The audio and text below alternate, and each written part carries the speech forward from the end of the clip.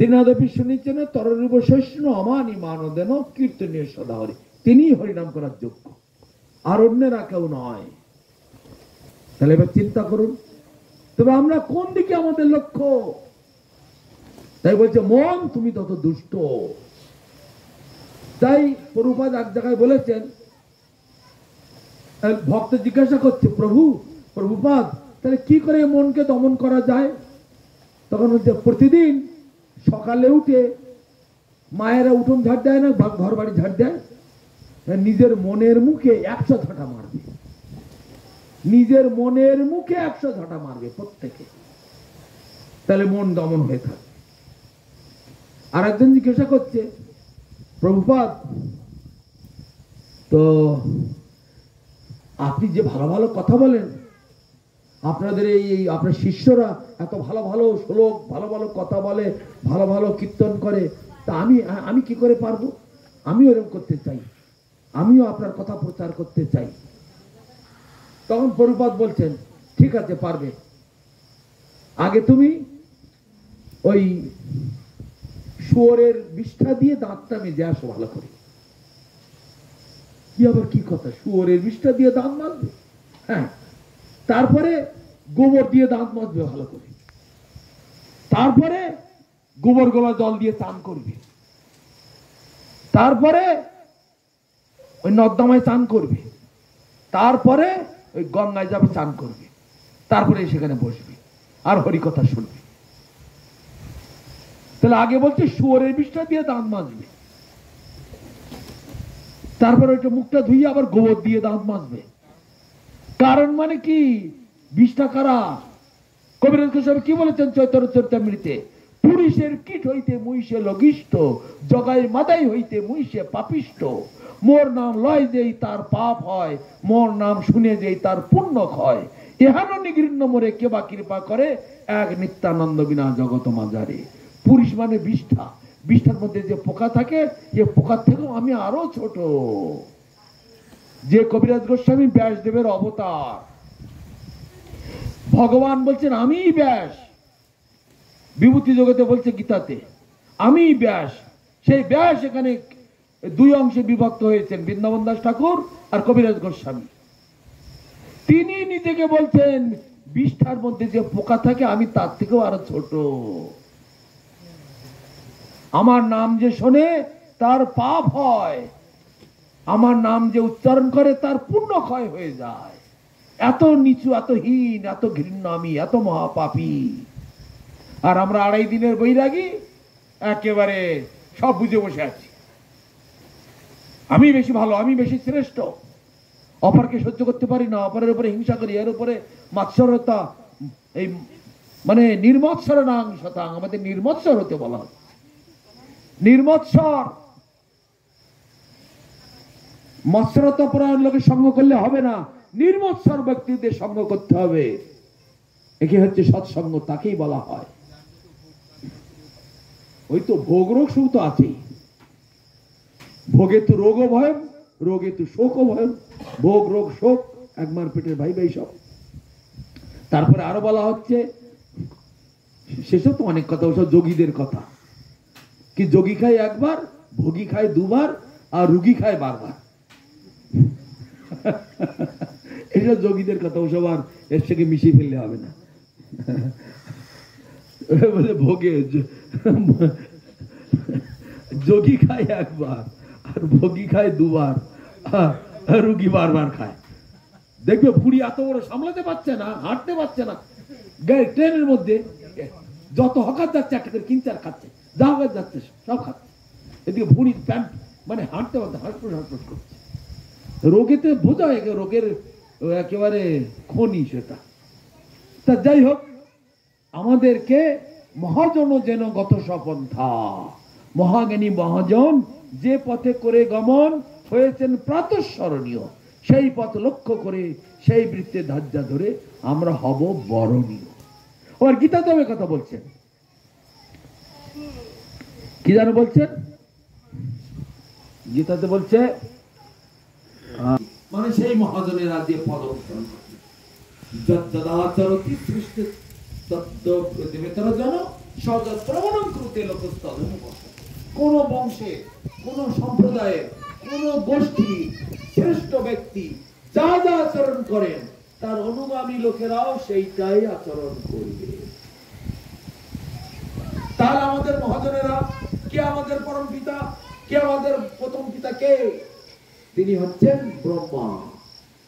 ব্রহ্মা থেকে ধীরে ধীরে ধীরে ধীরে ধাপে ধাপে মনু আদি হতে হতে ঋষিবর্গ হতে হতে এই মানুষকুল হতে হতে হতে হতে একেবারে সব ব্যাং ইঁদুর বাঁদর আবল খবর সব এই 84 লক্ষ তাই এই ভাগবত, আজকে ভাগবতের আসলে সে মেন কথাটা না বললে নয়। ভাগবত যখন আবির্ভূত হলেন 5000 বছর আগে, তখন লক্ষ লক্ষ কোটি কোটি মানুষ সমুদ্রের নদীগুলো যেমন প্রবল বেগে সমুদ্রে প্রবেশ করে, সেরকম লক্ষ লক্ষ কোটি কোটি মানুষ প্রবল বেগে ভগবত ধামে চলে যাচ্ছে। তাই দেখে ভগবান আশ্চর্যচকিত হয়েছে, কি আবিষ্কার হয়ে গেল।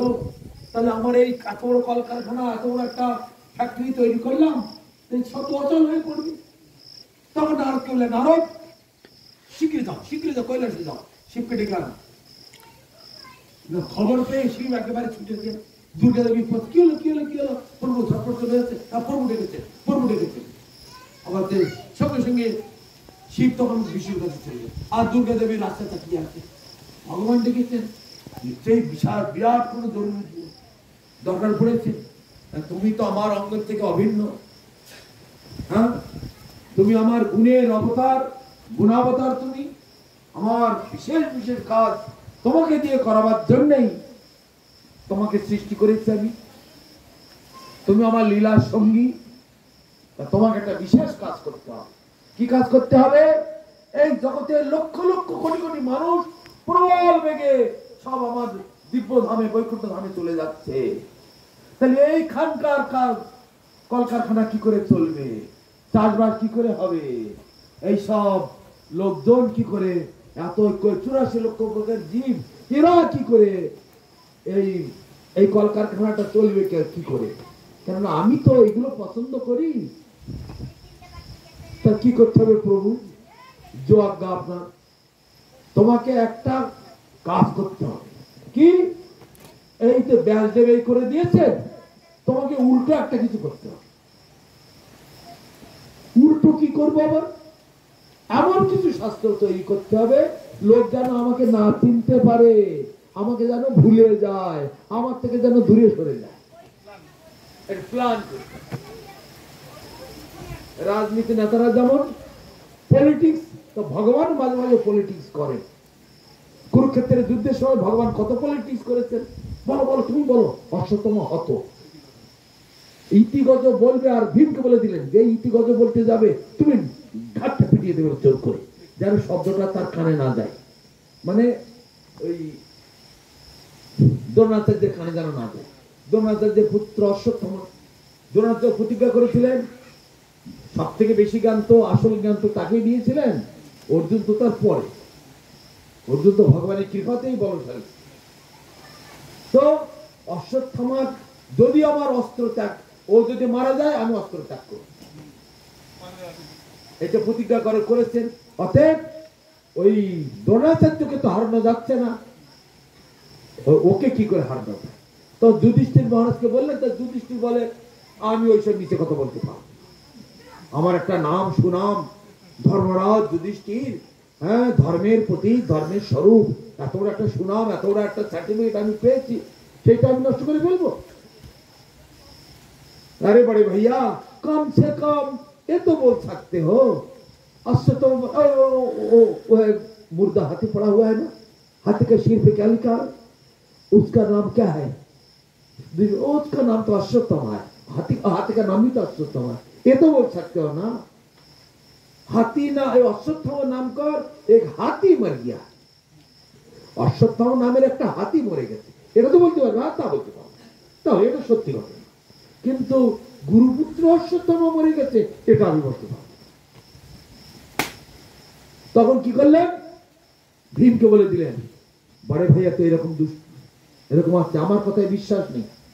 তা যেই অশ্বত্থামা হত বলে ইতিগজ যেই বলতে যাবে তা বলার আগে তুমি ড্রামটা পিটিয়ে দেবে। আর দ্রোণাচার্য কারো কথা বিশ্বাস করবে না, একমাত্র যুধিষ্ঠিরের কথা বিশ্বাস করবে।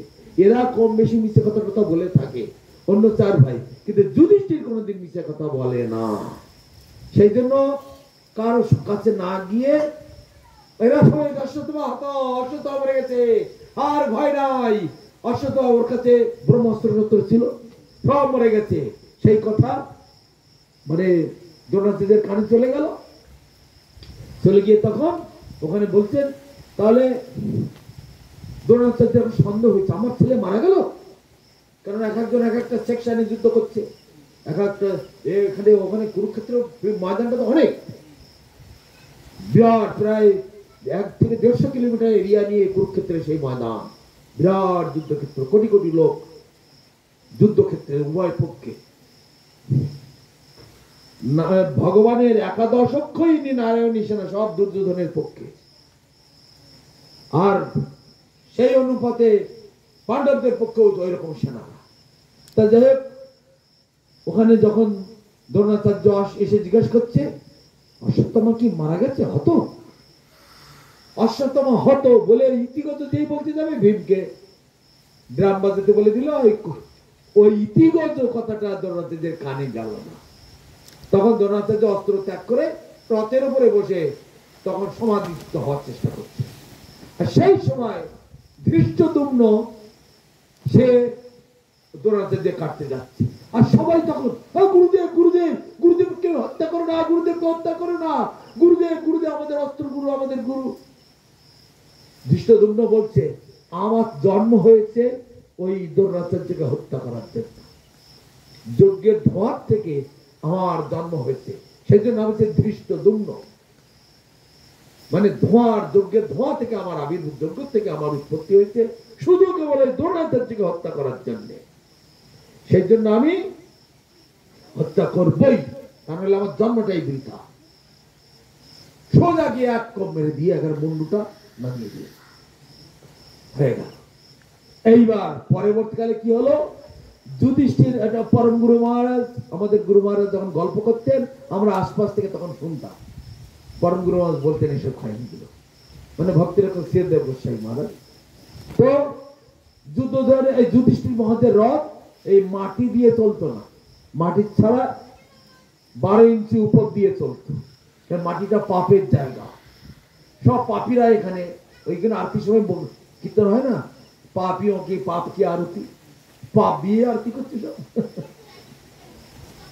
কিন্তু ভগবান কৃপা করে সেই পাপ সব শোষণ করে দিচ্ছে। তো মাটি ছাড়া 12 ইঞ্চি উপর দিয়ে যুধিষ্ঠির রথ চলত। এখন থেকে কি হলো, রথ এখন মাটি ঘষে যাচ্ছে। যুধিষ্ঠির কি হলো, হে কেশব, আমার রথ কেন মাটি দিয়ে ঘষছে, আগের মতো উপর দিয়ে তো আর চলছে না, শূন্যে চলতো আগে আমার রথ, খুব চলে 1 ফুট উপরে, তার আরো উপর দিয়ে শূন্য দিয়ে ছুটছুটি করত, এখন কেন মাটি দিয়ে যাচ্ছে? তখন বলছে বড়ে भैया हमको आप সাধারণ আদমি समझते, গীতাতে রয়েছে না, মূর্খরা আমাকে সাধারণ মানুষ জ্ঞানে মানে অশ্রদ্ধা করে থাকে, সাধারণ মানুষ মনে করে, কিন্তু জ্ঞানী গুণী বিদ্যান লোকেরা জানে আমি ভগবান, সেইভাবে আমাকে পূজা করে। কিন্তু মূঢ় নাভি জানতে, হ্যাঁ অব্যক্ত ব্যক্তিভাব নয়, যে শ্লোকটার মধ্যে রয়েছে ব্যক্তমধ্যানি, কি জানো, অব্যক্ত ব্যক্তমধ্যানি, ব্যক্তমধ্যানি ভারত অব্যক্ত নিধান কা পরিদেব না, অতএব অব্যক্ত থাকি আমি যোগমায়ার দ্বারা আবৃত থাকি। এই তো আজকে উপদেশ করছিল গীতা শুনছিলাম ওখান থেকে, আমাদের এই কি বরুণ প্রভু না কি নাম, সুনীল প্রভু, হ্যাঁ গীতার ভক্ত, হ্যাঁ। তো আমি যোগমায়ার দ্বারা আবৃত থাকি, সকলের কাছে ধরা দিই না। কিন্তু মূর্খ লোকেরা আমাকে সাধারণ মানুষ মনে করে। তা তুমি আমাকে সাধারণ মানুষ মনে করেছো, কিন্তু তোমার এটা মহাপাপ হয়েছে। তাই তোমার ওই শূন্যের রথ এখন মাটি ঘষে ঘষে যাবে, উপায় নেই। তোমার ক্ষমা টমা চাইলো, ক্ষমা চাইলে আর কি হবে? কাউকে মার্ডার করে দিলে, দেওয়ার পরে ক্ষমা চাইলে কি তার জীবন ফিরে আসে? হ্যাঁ, এই অপরাধের জন্য তোমার রথ এখন মাটি দিয়ে যাবে। যে কথার মোড় অন্যদিকে ঘুরে গেল। হ্যাঁ, দেখলে ভগবান বিষ্ণু শিবকে ডেকেছেন। শিবকে ডেকে বলছেন, তুমি আমার অংশভূত কেন? বামাঙ্গাত বিষ্ণু দক্ষিণাঙ্গাত প্রজাপতিম জ্যোতির্লিঙ্গময়ং সম্ভুম কুর্চ দেশা। কুর্চ দেশ মানে ভুরি যুগলের এইখানটা, যেখানে মেয়েরা সিঁদুর পরে, ওইখান থেকে একটা জ্যোতি বেরিয়েছে। সেই জ্যোতি থেকে শিবের উৎপত্তি হয়েছে। একে কুর্চ দেশ বলা হয়। বাম পাশে থেকে বিষ্ণু আর দক্ষিণ পাশ থেকে ব্রহ্মা, আর কুর্চ দেশ থেকে শিব। তো তুমি আমার গুণের প্রকাশ, আমার লীলাটাকে পরিপুষ্ট করার জন্য তোমাকে আমি সৃষ্টি করেছি। তুমি আমার এই কাজটা করে দাও। এই ভাগবত যখন থেকে এসে গেল জগতে, তখন থেকে কোটি কোটি মানুষ মানে সব দিব্যধামে চলে যাচ্ছে। অতএব একটা উল্টো পুরাণ কিছু বানাও। কি করতে হবে? সাগময়ী কল্পিত জানান মদ বিমুখান কুরু। সাগময়ী মানে নিজের থেকে সৃষ্টি করো। শাস্ত্র তো আমি সৃষ্টি করি, আর এই শাস্ত্রটা তুমি নিজেই সৃষ্টি করো। শিবের ডমরু এমন ছিল, ডমরু বাজালে ডমরুর ভিতর দিয়ে শ্লোক বলত। সে পঞ্চমুখে ভগবানের নাম করে যাচ্ছে, তার শ্লোক বলা গ্রন্থগুলোর টাইম কোথায়? তো ডমরুটা বাজাচ্ছেন আর মুখে হরিনাম করে যাচ্ছেন, ওই ডমরুর ভিতর দিয়ে শ্লোক বেরোচ্ছে।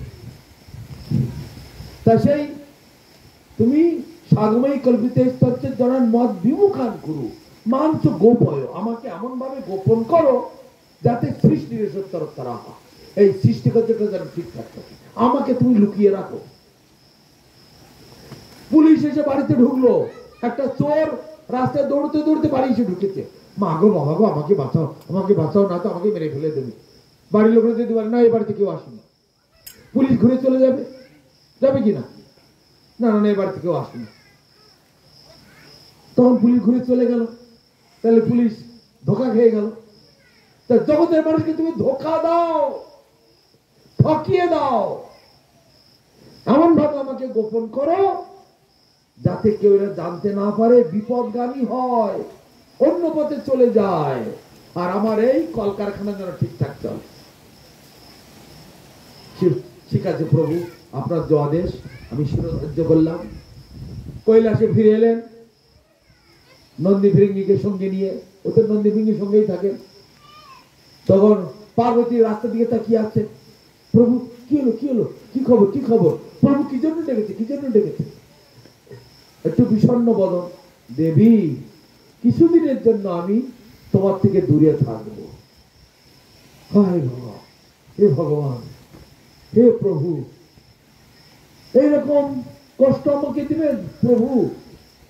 না, তুমি কিছু মনে করো না, ভগবানের সেবা করার জন্যই তো আমরা সবাই ভগবানের দাস। ভগবানের সেবা করাই হচ্ছে আমাদের কর্তব্য। অতএব এতে মনে করার কিছু নেই, আমি অল্প দিনে আবার ফিরে আসবো। কি কি কি কি দায়িত্ব দিয়েছেন আর কি আপনি করবেন?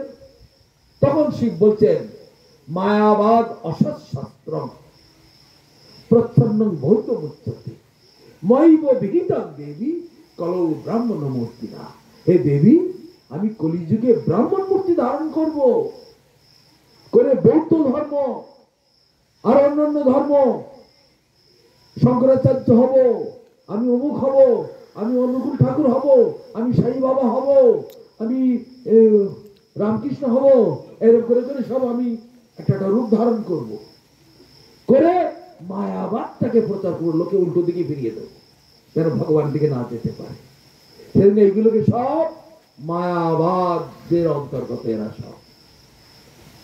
এর নাম করে বললাম, যদি কেউ সেই দলের লোক থাকে আমাকে ক্ষমা করবেন, যেন আবার ঢিল ছুঁড়ে মারবেন না, মাঠে লাঠি মারবেন না। বলতে বলতে আবেগে এগুলো এসে যায়। সারা পৃথিবী জুড়ে এটা চলছে। আমি গুরু মহারাজকে একবার প্রশ্ন করেছিলাম, তাহলে ওদের অবস্থা কি, ওদের অবস্থা কি, ওদের অবস্থা কি? গুরু এক কথায় বলে দিলেন, সারা পৃথিবী জুড়ে সব মায়াবাদী। কেবল শিবের দলে যারা আছে তারা কিছুটা কল্যাণ লাভ করবে। কেন? শিব যে কৃষ্ণের ভক্ত, পরম বৈষ্ণব, তাদের কিছুটা, কিন্তু সে কৈলাস সিদ্ধ লোক তো সব কর্মফলের জায়গা। বিরোধা পার হলে সিদ্ধলোক, সিদ্ধলোকের উপরে কৈলাস, কৈলাসের উপর থেকে ব্রহ্মলোক শুরু, মানে বৈকুণ্ঠ, বৈকুণ্ঠ লোক শুরু। তারপরে নিচে হচ্ছে অযোধ্যা, তার উপরে হচ্ছে দ্বারকা, তার উপরে হলো মথুরা, আর তার উপরে গিয়ে গোলক বৃন্দাবন। অতএব এরা সব ভগবান ধামে যেন না যেতে পারে। তা গুরু মহারাজকে বলতে, গুরু মহারাজ বললেন, সারা জগৎ জুড়ে যা দেখছে সব মায়াবাদী, এরা সব বিপদগামী হচ্ছে, কিন্তু এরা নিজেরাই জানে না। এরা ওই মাছের মতো টোপ খাচ্ছে।